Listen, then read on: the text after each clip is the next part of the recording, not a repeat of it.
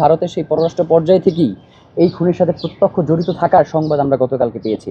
যা শহীদ ওসমান হাদির খুনি আমাদেরকেই বানানো হয়েছিল, এরকম একটা ব্যাপার ঘটছে না। বিএনপি এবং জামাত উভয় দলই শহীদ ওসমান হাদির সাথে বিভিন্ন পর্যায়ে নেগোসিয়েশন করেছে। শহীদ ওসমান হাদির বড় ভাই ওমর হাদি তিনি যেই দুইটা পোস্ট করেছেন, এই দুইটা আপনারাও যখন দেখেছেন আমরাও তখনই দেখেছি। মানে এমনটা না যে আমাদের সাথে আলোচনা করে উনি এই পোস্টটা দিয়েছেন। নাম্বার 2, এইটা উনি কেন দিয়েছেন এইটার উত্তর উনি সব থেকে ভালো দিতে পারবেন। কারণ আমাদের জানা মতে, আপনারা জানেন যে ইলেকশনটা কেন্দ্র করে বিভিন্ন ধরনের নেগোসিয়েশন হয়।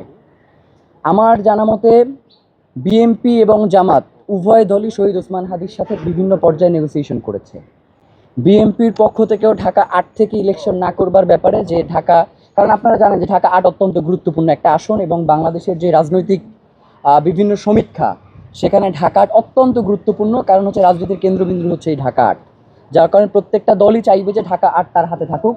সেই জায়গা থেকে বিএনপি এবং জামাত প্রত্যেকেই তার সাথে নেগোসিয়েশন করেছে এবং তারা বলেছে যে আপনি যদি অন্য কোনো আসন থেকে ইলেকশন করতে চান সেক্ষেত্রে আমরা আপনাকে সহায়তা করব। এটা বিএনপি এবং জামাত দুই দল। তো এর বাইরে আমার কাছে অন্য কোনো তথ্য নাই এবং ইনকিলাব মঞ্চের কাছেও এই ব্যাপারে আর কোনো তথ্য নাই। এই ব্যাপারে তারাই সুস্পষ্ট বক্তব্য দিতে পারবেন যে সে কেন এই কথাগুলো বলেছে। উনি দুইটা কথা বলেছেন, কিন্তু আমি দুইটা কথাই বললাম।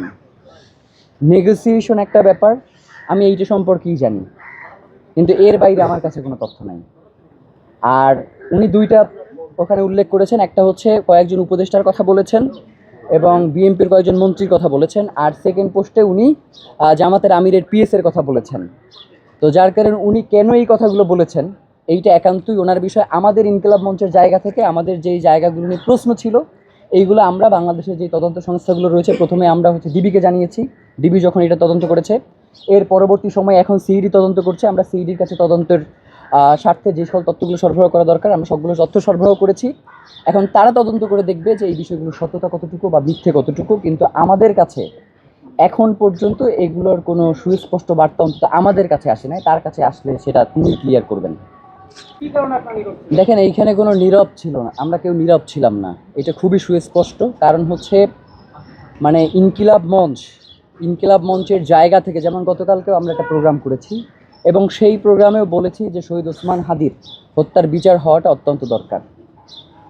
তো এখন যেই ব্যাপারটা আপনাদের সামনে পরিষ্কার করা দরকার সেটা হচ্ছে গত 4 মাসে কেন আমরা আর কি এই কাজগুলো নিয়ে করলাম না। দেখেন, সরকার আমাদেরকে বলছে যে তিনি এই ব্যাপারে যথেষ্ট আন্তরিক, এবং আপনারা দেখেছেন না যে যখন পররাষ্ট্র পর্যায়ের বৈঠক হইল এবং খুনিদেরকে ফিরিয়ে আনার ব্যাপারে পররাষ্ট্র মন্ত্রণালয় থেকে বলা হইল যে ভারত সম্মত হয়েছে, তখন একরকমের তো শহীদ ওসমান হাদির খুনি আমাদেরকেই বানানো হয়েছিল, এরকম একটা ব্যাপার ঘটছে না।